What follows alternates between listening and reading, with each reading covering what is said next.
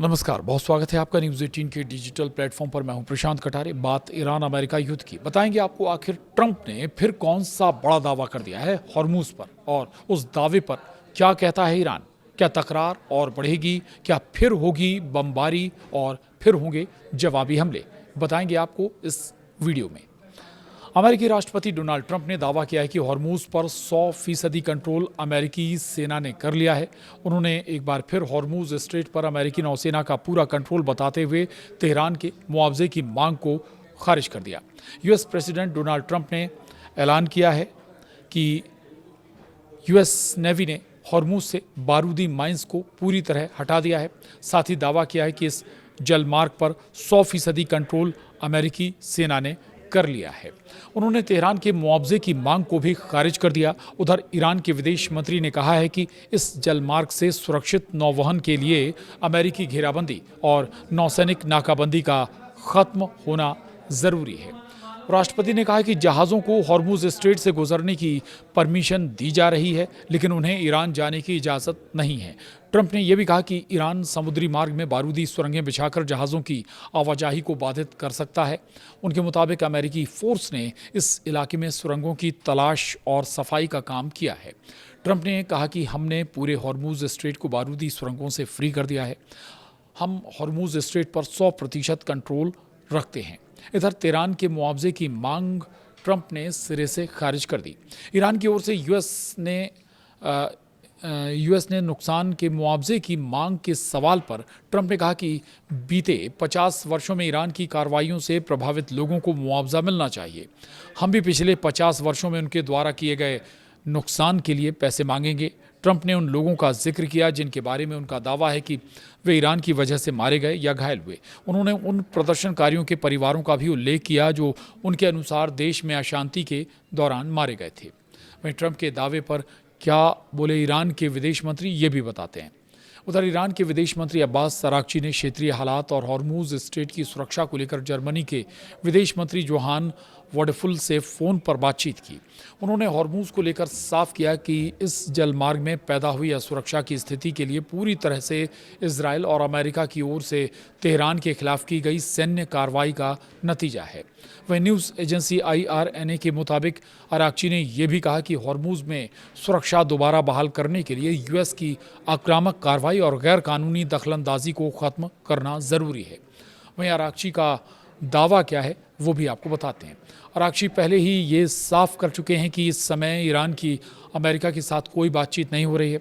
हालांकि कुछ मध्यस्थ अब भी बातचीत दोबारा शुरू कराने के रास्ते तलाशने की कोशिश कर रहे हैं, और वो ये कहते हैं हमारे नज़रिए से तब तक वार्ता फिर से शुरू नहीं हो सकती जब तक अमेरिका समझौते का उल्लंघन बंद नहीं करता और पहले किए गए उल्लंघनों की भरपाई नहीं करता। तो आपको बता दें कि अमेरिका और ईरान के बीच तनाव रोकने का नाम अभी भी नहीं ले रहा है। ईरान के विदेश मंत्रालय के प्रवक्ता इस्माइल बाघेई ने सोमवार को कहा कि जब तक अमेरिका ईरान के खिलाफ अपनी नौसैनिक नाकेबंदी जारी रखेगा तब तक हॉर्मूज स्ट्रेट को फिर से नहीं खोला जाएगा। वहीं तेहरान में एक साप्ताहिक प्रेस ब्रीफिंग को संबोधित करते हुए बाघेई ने कहा कि ईरान के खिलाफ अमेरिका और इजराइल की सैन्य आक्रामकता के कारण हॉर्मूज स्ट्रेट को बंद कर दिया गया था। ईरान ने हॉर्मूज को खोलने के लिए अमेरिका के सामने 6 शर्तें भी रखी हैं। क्या हैं वो 6 शर्तें, ये आपको बताते हैं। और ये सारी शर्तें ईरान ने रखी हैं। जो पहली शर्त है, ईरान को ना तो धमकी दी जाए और ना ही धमकी वाली भाषा का इस्तेमाल किया जाए। ये इन 6 शर्तों में शामिल है, साफ किया गया है।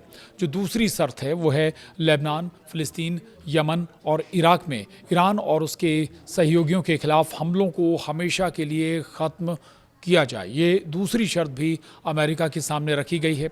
तीसरी जो बड़ी शर्त है, ईरान की नौसैनिक नाकेबंदी ख़त्म की जाए और अमेरिका अपनी सेनाओं को वापस बुलाए। इसके अलावा जो चौथी शर्त है, इजराइल और अमेरिका के हमलों में ईरान को हुए नुकसान का मुआवजा भी दिया जाए। पांचवी जो शर्त है, ईरान पर लगे प्रतिबंधों को तत्काल प्रभाव से हटाया जाए। इसके अलावा छठी शर्त है वो आपको बता देते हैं, ईरान की जब्त की गई संपत्तियों को बिना शर्त रिलीज़ किया जाए। ये 6 महत्वपूर्ण शर्तें हैं जो लगाई गई हैं इस वार्ता में।